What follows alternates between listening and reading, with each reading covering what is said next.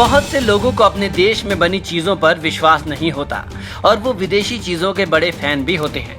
ऐसा नहीं है कि विदेशों में बनी चीज़ें अच्छी होती हैं और क्वालिटी वाली भी होती हैं, पर सिर्फ ये मानना कि विदेशी ही अच्छी होती हैं और अपने देश की उनकी तुलना में अच्छी नहीं होती, ये गलत है। HIN न्यूज़ के ऑटो सेगमेंट के इस एपिसोड में आज हम बात करने वाले हैं एक ऐसी ही गाड़ी की जो न केवल अपने देश में बनी गाड़ी है बल्कि पिछले 20 सालों से विदेशी गाड़ियों को भी लगातार टक्कर दे रही है।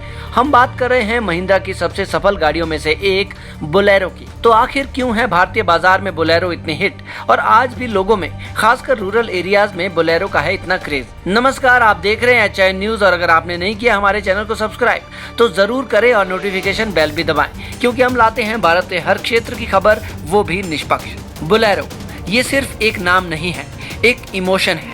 आप आज भी किसी ग्रामीण क्षेत्र में जाएंगे तो ज्यादातर लोगों की पसंद बोलेरो ही होगी, खासकर उन क्षेत्रों में जहां सड़कों की हालत अच्छी नहीं है, सड़कें कच्ची पक्की हैं या फिर पहाड़ी क्षेत्र हैं। बोलेरो को खासकर भारतीय सड़कों के हिसाब से ही बनाया गया है और वो बहुत ही रफ एंड टफ है। सन 2000 में महिंद्रा ने बोलेरो को भारतीय बाजार में उतारा था और तब से अब तक 20 सालों में बोलेरो ने अपना लोहा बरकरार रखा है। तो आखिर कौन से वो कारण जिनकी वजह से बोलेरो को टक्कर देना आज भी मुश्किल है? Number 1, rough and tough. Bolero एक बहुत ही रफ एंड टफ गाड़ी है और इसकी बॉडी में ज्यादातर पार्ट सॉलिड मेटल ही हैं। ग्रामीण और खासकर पहाड़ी क्षेत्रों में बोलेरो की बॉडी और पावर का ही दम है कि 7 लोगों को आराम से कैसे भी रोड्स पर आसानी से ले जाती है। इस प्राइस रेंज की शायद ही कोई ऐसी गाड़ी होगी जो ऐसा कर पाती होगी। मुंबई में बीते वर्ष एक पानी से भरे रोड में एक जगुआर फंसी नजर आई थी, जबकि बोलेरो आराम से निकल गई थी। नंबर 2, भरोसेमंद गाड़ी। महिंद्रा ने इतने सालों में अपने कस्टमर्स के साथ एक ऐसा रिश्ता बनाया है जिस पर आसानी से भरोसा किया जा सकता है।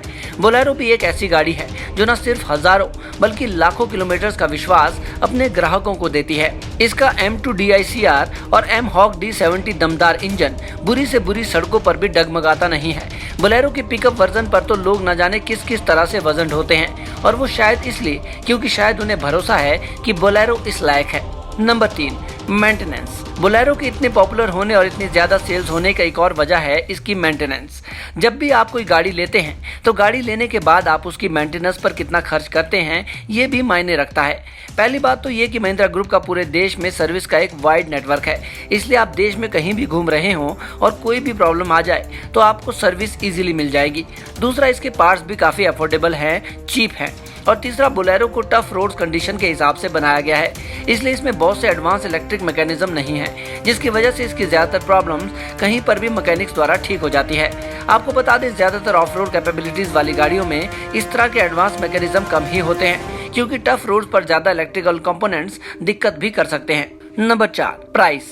ऐसा नहीं है कि बोलेरो जैसी परफॉर्मेंस वाली और गाड़ियां नहीं हैं। ऑफ रोड और रफ रोड्स या खराब कंडीशन वाली रोड्स पर अच्छा परफॉर्म करने वाली बहुत सी गाड़ियां और भी हैं, जैसे फॉर्च्यूनर, एंडेवर, इसूजो या सफारी आदि। लेकिन उनमें और बोलेरो में प्राइस का बहुत ज्यादा डिफरेंस भी है। अगर बजट के हिसाब से देखा जाए तो बोलेरो 8.25 से 9.9 लाख के बीच में पड़ जाती है, जबकि बाकी गाड़ियाँ 15 लाख से ऊपर ही है। तो अगर मिड रेंज में ऐसी परफॉर्मेंस देने वाली कोई गाड़ी है तो वो बोलेरो ही है।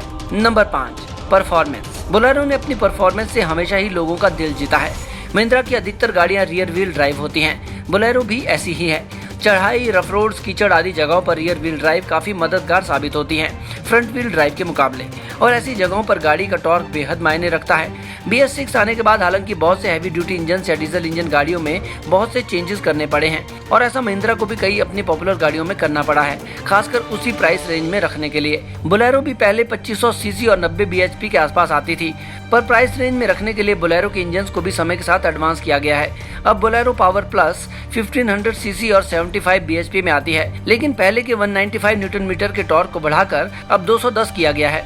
इसके अलावा ड्राइवर, एयरबैग, ABS और रिवर्स पार्किंग सेंसर को सेफ्टी नॉर्म्स के तहत स्टैंडर्ड में भी रखा गया है। देखिए दोस्तों, कोई भी गाड़ी लेने से पहले हम उसकी यूजेबिलिटी और प्राइसिंग जरूर देखते हैं।